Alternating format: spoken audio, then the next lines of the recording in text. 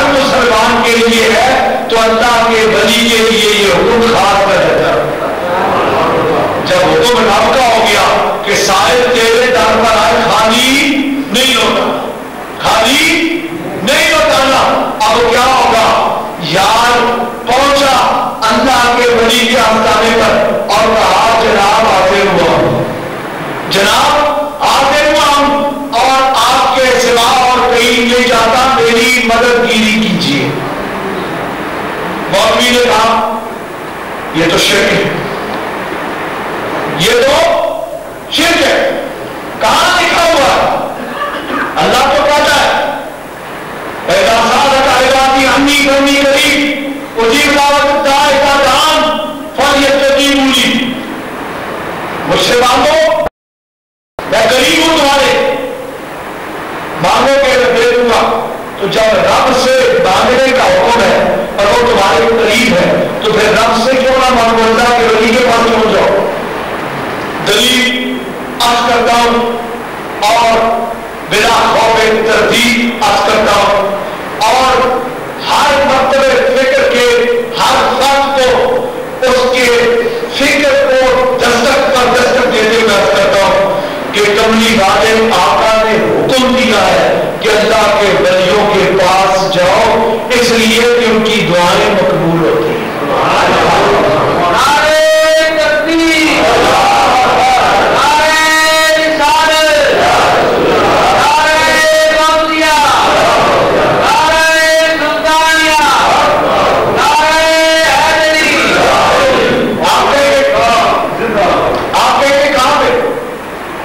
حضور نے فاروق اعظم کو اور حیدر کرار کو ایک وصیت کی،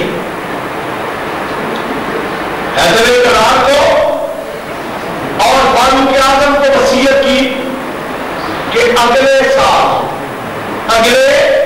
سال یمن سے قافلہ آئے گا اور اس قافلے میں ایک شخص ہوگا، پراگندہ حال ہوگا، بال بکھرے ہوں گے، کپڑے پھٹے ہوئے ہوں گے، اس کو یہ جبہ میری طرف سے دینا، میرا سلام کہنا اور اس سے کہنا وہ میری امت کی بخشش کے لیے اللہ سے دعا کرے، میری امت کی بخشش کے لیے اللہ سے دعا کرے، اور یاد رکھنا اس کے ہاتھ اٹھنے کی دیر ہوگی اور سو خضرت قبیلے کی بھیڑ اور بکریوں کے بالوں کے برابر میرے گناہگار امتی اس کی دعا سے بخشے جائیں گے۔ اور بھی کہتا ہے نہ جاؤ ولیوں کے پاس، میرے آقا بیچ رہے ہیں ان دو صحابیوں کو جن میں ایک کو کہیں کہ نبوت کا اگر دروازہ بند نہ ہوتا تو تو نبی ہوتا، اور دوسرا وہ جس کو کہیں لحموں کا لحمی جسموں کا جسمی، اس کا خون میرا خون، اس کا گوشت میرا جو گوشت، اس کا جسم میرا جسم، وہ جس کو کہے کہ جو مقام ہارون کا موسیٰ کے ساتھ تھا وہ مقام تیرا میرے ساتھ ہے، فرق اتنا ہے کہ بابے نبوت بند ہو چکا، وہ جس کے بارے میں کہے انا مدینۃ العلم وعلی بابھا، وہ جو خاتم الاولیاء ان دونوں برگزیدہ صحابہ کو کہے کہ تم جانا اور جا کر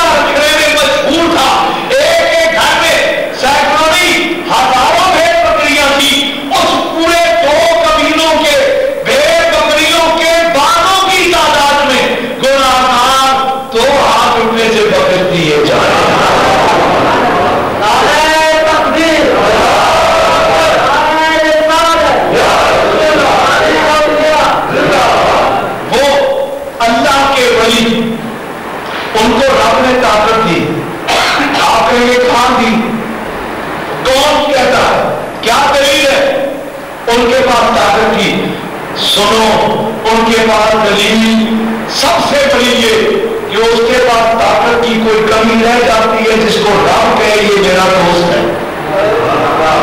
طاقت دینے والا کون؟ اللہ. اختیار دینے والا کون؟ اللہ. لیکن مولوی نہیں مانتا. آؤ مولوی کو راضی کریں, مولوی کو راضی کریں. کہتے ہیں اس کے پاس اختیار ہے, ولی کے پاس اختیار ہے. ہاں ہے. رب کہتا ہے جب کوئی میرے قریب ہو جاتا ہے, جب کوئی میرے حدیث قدسی کملی والے آقا کہتے ہیں رب کہتا ہے, میں نہیں کہتا, رب کہتا ہے جب کوئی میرے قریب ہو جاتا ہے, جب کوئی میرے قریب ہو جاتا ہے. قریب مانی جب کسی کا دل میرے قریب ہو جاتا ہے. قریب تو وہ ہر ایک ہے, دور وہ کسی سے نہیں, لیکن جب کوئی اس کے قریب ہو جاتا ہے, جب کوئی اس کے قریب ہو جاتا ہے, پھر رب کہتا ہے میں اس کی آنکھیں بن جاتا ہوں, وہ مجھ سے دیکھتا ہے. میں اس کے ہاتھ بن جاتا ہوں, وہ مجھ سے پکڑتا ہے. میں اس کے پاؤں بن جاتا ہوں, وہ مجھ سے چلتا ہے. میں اس کے کان بن جاتا ہوں, وہ مجھ سے سنتا ہے. پھر کیفیت کیا بن جاتی ہے کہ بیٹھا ممبر رسول پہ ہوتا ہے, بیٹھا ممبر رسول پہ ہوتا ہے. لیکن رب کہتا ہے میں اس کی بصارت بن جاتا ہوں. پھر حجابات زمانہ ختم ہو جاتے ہیں, دیواروں کے پردے ختم ہو جاتے ہیں, دوریوں کے پردے ختم ہو جاتے ہیں. وہ جس طرح اپنے سامنے بیٹھے ہوئے نمازیوں کو دیکھ رہا ہے, اسی طرح سینکڑوں میل دور ساریہ کی سربراہی میں لڑتی ہوئی فوج کو بھی دیکھتا ہے. ساریہ کو سینکڑوں میل دور دیکھ رہا ہے, اور یہ بھی دیکھ رہا ہے کہ پہاڑ کے پیچھے سے دشمن آ رہا ہے. آپ یہاں سے بیٹھے ہوئے, کوئی سلسلہ نہیں, کوئی موبائل فون نہیں, کوئی کمیونیکیشن کا ذریعہ راستہ نہیں, سلسلہ نہیں, وسیلہ نہیں, یہی بیٹھے ہوئے اللہ کا دوست کہتا ہے یا ساریہ الجبل, یا ساریہ الجبل. ساریہ بھی اللہ کا بنی ہے, وہ سینکڑوں میل دور عمر کی آواز سن لیتا, سینکڑوں میل دور عمر کی آواز سن لیتا ہے. کیوں؟ اس لیے کہ یہ طاقت رب نے دے دی, یہ طاقت رب نے دے دی. ذرا اور آگے چلو, ذرا اور آگے چلو. کہتے ہیں کہ صحابہ کی بات کرو, کسی اور کی بات نہیں سنتے. کس کی بات سنتے ہیں؟ صحابہ کی. صحابہ میں فاروق اعظم کی بات کرتا ہوں. نیل کا دریا ہر سال خشک ہو جاتا تھا, ہر سال دریائے نیل خشک ہو جاتا تھا. اب ایک روایت بنی ہوئی ہوتی تھی کہ مصر والے, اس علاقے والے, ایک نوجوان لڑکی قوالی, اس کو راستہ کر کے دریا کا جو راستہ تھا اس میں اس کو ذبح کرتے تھے, اس کا خون گرتا تھا اور دریا چل پڑتا تھا. مسلمانوں نے جب فتح کیا جاتا تو اب دریا خشک ہو گیا, معمول لوگوں نے اس رسم کی تیاری کی. گورنر مسلمان تھا, اس نے کہا میں نہیں کرنے دوں گا, یہ نہیں ہوگا. کہا کیوں؟ کہا نہیں, اس کی اجازت نہیں. کہا جناب بڑا مسئلہ ہے, کہاں پڑ جائے گا, ممکن ہی نہیں, سینکڑوں سال سے اس کے بغیر چاہ رہی نہیں, یہ تو ممکن ہی نہیں.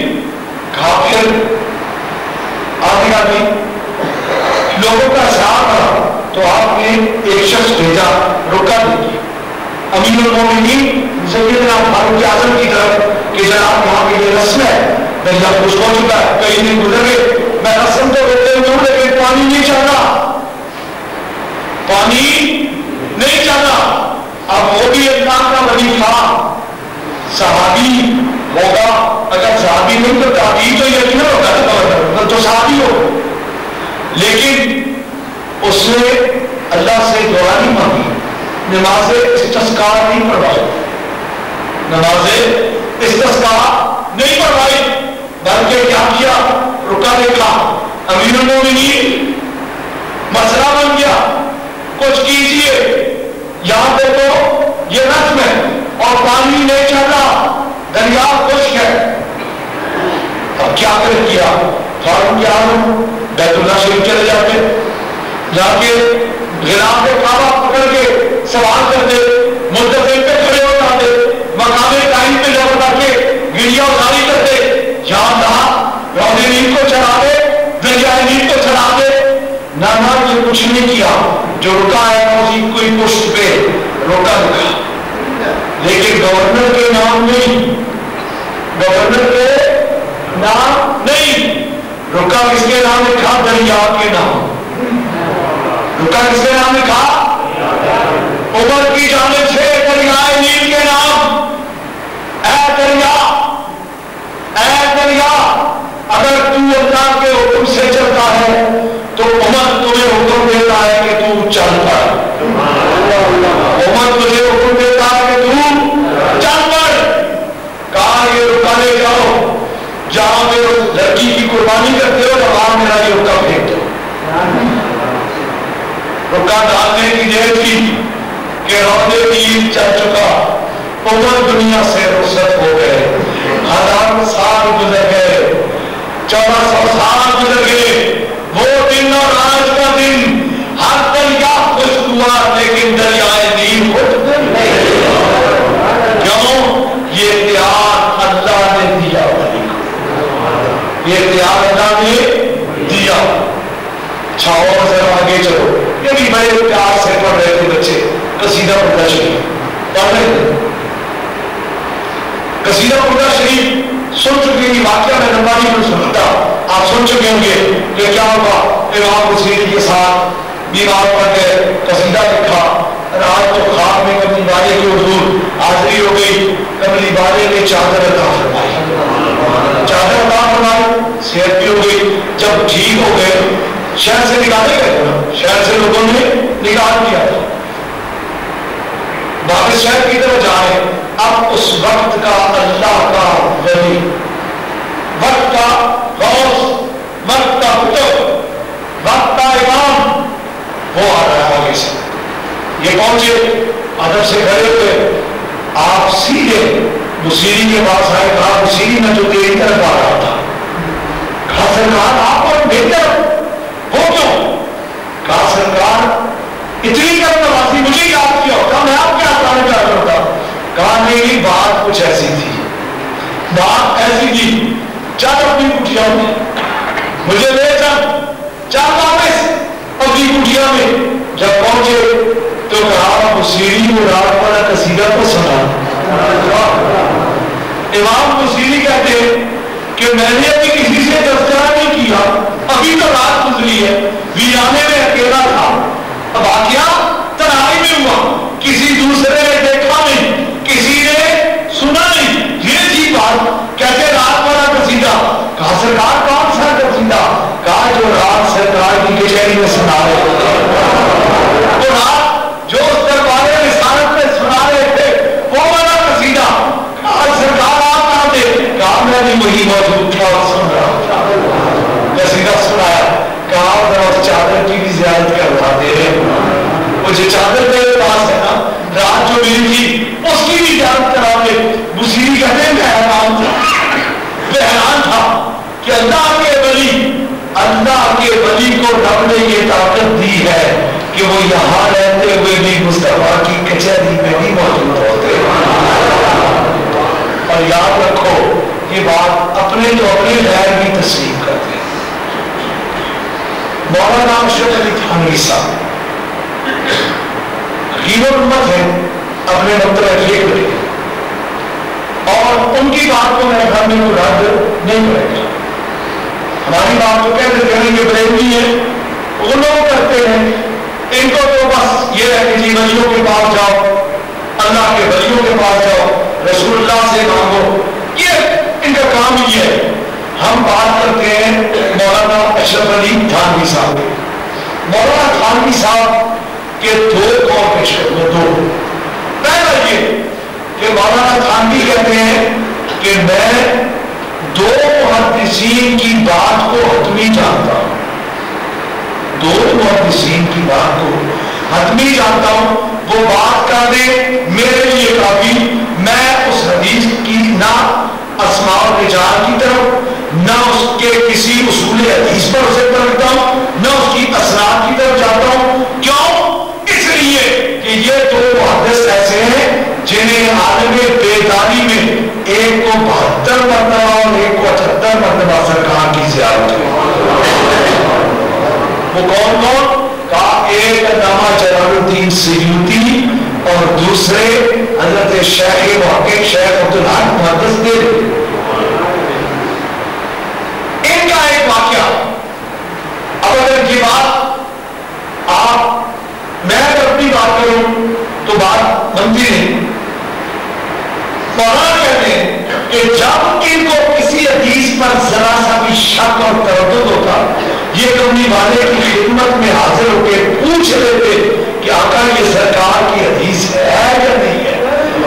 سرکار کہیں ہاں تو اس حدیث کو یہ صحیح مانتے ہیں، سرکار کہیں نہیں تو اس حدیث کو یہ ترک کر دیتے ہیں. اس لیے ان دونوں کی بات کو میں رد نہیں کرتا. شیخ محقق کون ہے؟ شیخ محقق وہ شخص ہے،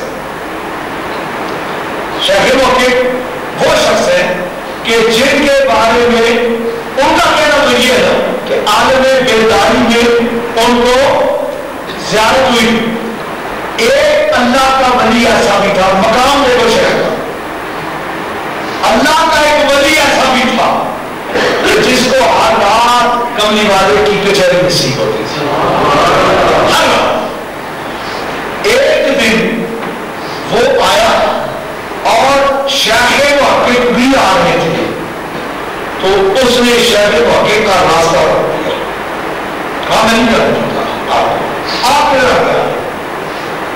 جب اس نے 2-3 مرتبہ یہ کہا تو اب کیا ہوا، سرکار نے غصے سے اسے کہا ہٹ کتے آتا چھوڑ.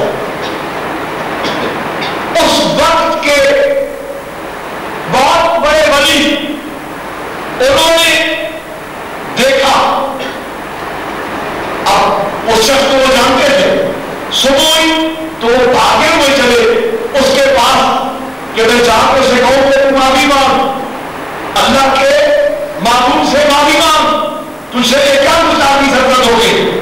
جب اس کی اس آستانے پر پہنچے تو دیکھا کہ وہ فقیر غائب ہے، وہ فقیر موجود نہیں.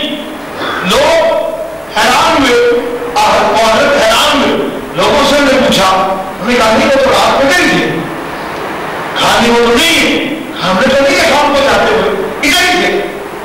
وہ ایک خادم جو باہر بیٹھا ہوتا تھا اس سے پوچھا اندر سے وہ باہر نکلا ہے؟ انہوں نے کہا اور تو کوئی نکلا. ایک عجیب بات ہوئی ہے، کہا صبح صبح ایک کالا کتا نکل کے باہر گیا. تو شیخ کا مقام وہ ہے کہ ان کی گستاخی پر ولی دھڑکار دیے جائے. اللہ کے ولی کی گستاخی سے ڈرنا چاہیے. تو میں بات کر رہا تھا کہ شیخ محقق یہ کون ہے؟ یہ اللہ کے معبود کے معبود ہے.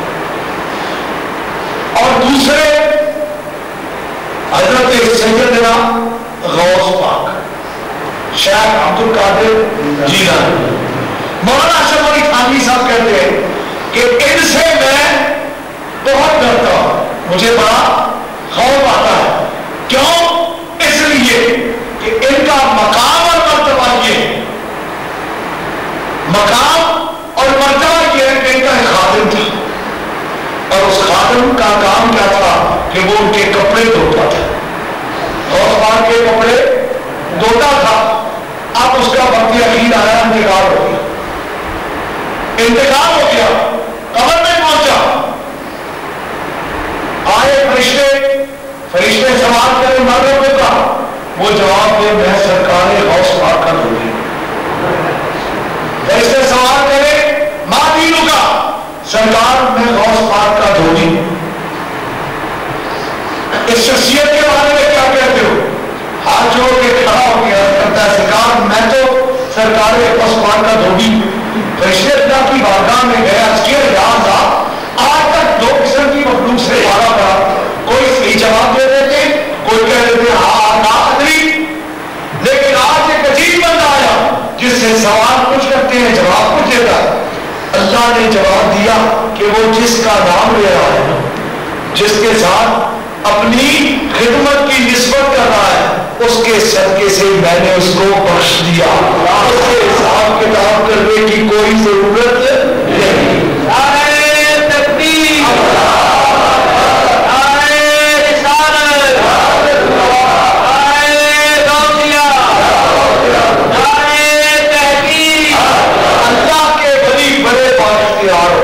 اللہ کے ولی بڑے با اختیار ہوتے ہیں. اب آخری بات آج کر کے آپ سے اجازت چاہوں گا کہ اللہ کے ولی کے اختیارات میں بھی کوئی کمی نہیں, اور اللہ کے ولی کے اختیارات میں کوئی کمی نہیں. اور رب نے اللہ کے ساتھ دوستی لگائی اس جہان میں بھی اور اس جہان میں بھی. اب جس نے اپنا تعلق اللہ کے ولی کے ساتھ قائم کر لیا, چاہے وہ تعلق بلا واسطہ ہو چاہے تعلق بال واسطہ ہو. بلا واسطہ تعلق تو وہ ہے کہ اللہ کے ولی کے ہاتھ پہ ہاتھ رکھا اور اس سے بیٹھ گئے, اور بال واسطہ یہ کہ اس کے مجاز مجھ جیسے گناہگار جس کے اندر کچھ نہیں لیکن وہ صاحب اجازت ہے, اس کے ہاتھ میں کسی کا ہاتھ ہے, اور اس کے ہاتھ میں کسی کا ہاتھ ہے, اس کے ہاتھ میں کسی کا ہاتھ ہے. صاحب نسبت کے ہاتھ میں بیٹھ جس پر بیٹھ کر لی جس کی نسبت اللہ کے کسی ولی کے ساتھ ہو, تو ہوگا کیا؟ ہوگا یہ کہ قیامت کے دن اسی کے نام سے آواز پڑے گی.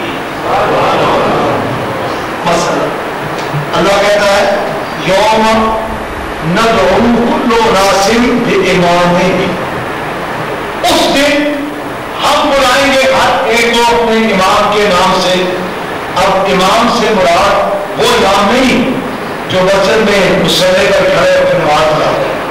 وہ جو آج اس مسجد میں آپ نماز پڑھ رہے ہیں, اگلی نماز ہم دوسری مسجد میں پڑھیں گے, اگلی اس سے تیسری مسجد میں پڑھیں گے, تو اس سے مراد وہ امام نہیں, وہ تو روز بدلتے ہیں.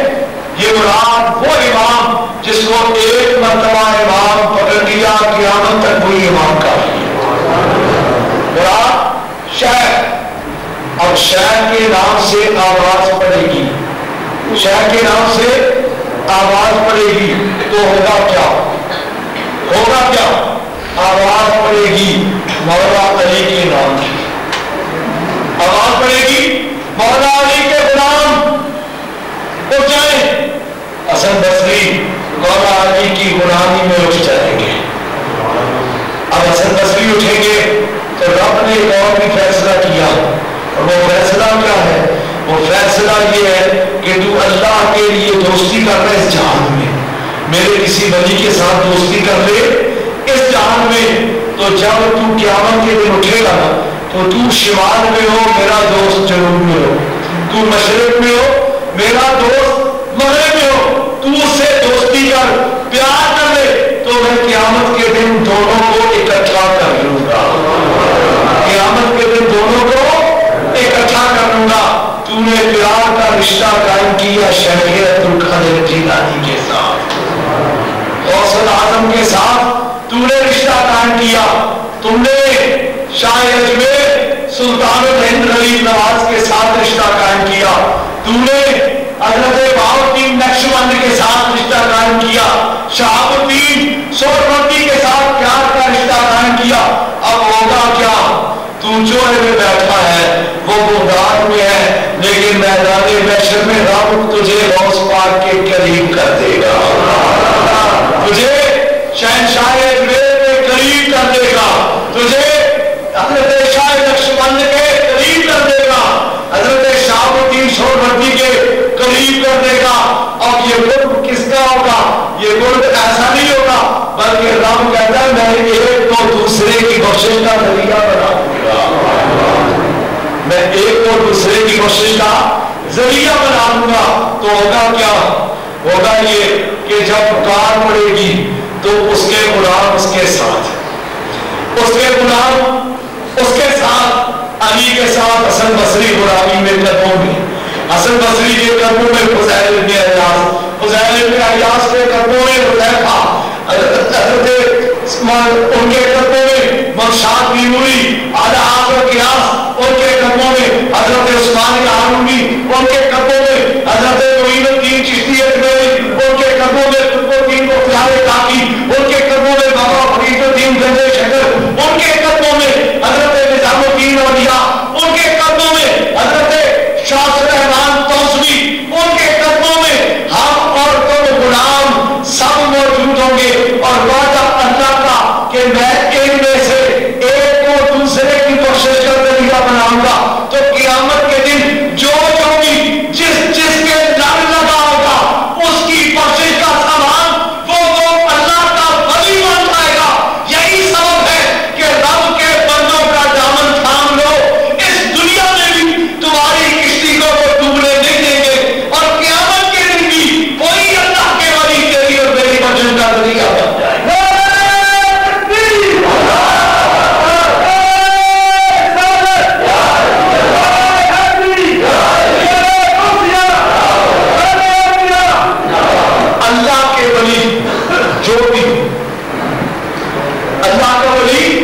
جو بھی ہو اس کی قبر پر بیٹھ کر کے اس کی قبر پر جانا، لوگ کہتے کیوں جاتے ہو، لوگ کہتے کیوں جاتے ہو، ہم اس ولی کامل کی قبر پہ حاضری دیتے ہیں اور اس مسجد کی یہاں حاضر ہے، ہمیں لوگ کہتے کیوں جاتے ہو، کیا ضرورت ہے؟ میں کہتا ہوں اللہ کی رحمت لینے جاتے ہیں، اللہ کی رحمت لینے جاتے ہیں۔ اللہ کی رحمت لینی چاہیے نہیں لینی چاہیے؟ لینی چاہیے نہیں لینی چاہیے؟ لینی چاہیے۔ اللہ کی رحمت کے بغیر بات نہیں بنتی، اللہ کی رحمت کے بغیر بات نہیں بنتی۔ میں نے آخرت کی بات کر دی، دنیا کی بات کر کے آپ سے اجازت چاہوں گا، اللہ کی رحمت وہاں بھی چاہیے، اللہ کی رحمت یہاں بھی چاہیے۔ اللہ کی رحمت بغیر بات نہیں بنتی۔ اب اللہ کی رحمت کہاں ملتی ہے؟ اللہ کی رحمت کس جگہ میں ملتی ہے؟ اللہ کی رحمت کس جگہ ملتی ہے؟ آؤ اپنے آقا و مولا سے پوچھیں، آقا آپ رحمت للعالمین ہیں، آپ ہی بتا دیجئے اللہ کی رحمت کس جگہ ملتی ہے؟ کملی والے نے ارشاد فرمایا کہ اللہ کا ارشاد یہ ہے کہ اللہ کی رحمت کے متلاشیوں، جس جگہ پہ بھی تم اللہ کے کسی نیک بندے کا ذکر کر دو گے میری رحمت وہاں نازل ہو جائے گا۔ تم بات کر لو، اس کا نام لے لو، اس کو یاد کر لو۔ عربی میں ذکر یاد کے معنی میں بھی آتا ہے، نام لینے کے معنی میں بھی آتا ہے۔ ہندا ذکر صالحین تنزل الرحمہ، جہاں اللہ کے کسی نیک بندے کا ذکر ہوتا ہے، جہاں کسی اللہ کے نیک بندے کی یاد کی جاتی ہے، اس جگہ اللہ کی رحمتوں کا نزول ہوتا ہے۔ تو مجھے بتاؤ جس جگہ کسی کا ذکر ہو اللہ کی رحمتیں نازل ہوگی، اور جو جہاں خود موجود ہو وہاں اللہ کی رحمتوں کا کیا شمار ہوگا۔ اور پھر جب کسی اللہ والے کے قدموں میں بیٹھ کر اللہ کا ذکر کرو، اللہ کے معبود کا ذکر کرو، اللہ کے نیک بندوں کا ذکر کرو، تو یقیناً ان لمحات میں رحمت خداوندی چھم چھم برستی ہے، اور ہم گناہگار ہو گئے، سیاہکار ہو گئے، ہمارے پلے کوئی عمل نہیں، کسی عمل پہ تکیہ نہیں، نہ نمازوں پہ بھروسہ ہے، نہ روزوں پہ، نہ کسی بھی اس میں، ہم تو گناہگار سیاہکار ہو گئے۔ ہمیں تو آسرا ہے تو صرف اللہ کی رحمت کا، اور اسی رحمت کی تلاش میں ہم یہاں حاضر ہیں، اور دعا کرتے ہیں کہ اللہ کریم ہمیں اس رحمت سے مالا مال کرے، اور رحمت جو برسے تو ہمارے گناہوں کو دھو ڈالے، وہ رحمت جو ہمارا ایمان پہ خاتمہ کرا دے، وہ رحمت جو ہمیں نیکیوں کے راستے پہ گامزن کر دے، وہ رحمت جو ہمیں برائیوں سے بچا لے، اور وہ رحمت جو ہمارا شمار بھی اللہ کے معبودوں میں کرا دے۔ کوئی بعید نہیں کہ ہم میں سے بھی کوئی ایسا خوش قسمت ہو جس پر اللہ کی نگاہ کرم پڑ جائے، بھی لگا جائے، اللہ کریم ہم سب کو ان اولیاء کے ساتھ، ان پاکان امت کے ساتھ اس دنیا میں بھی وابستگی عطا فرمائے اور آخرت میں بھی ہمیں انہی کی غلامی میں اٹھائے۔ وما علینا الا البلاغ المبین۔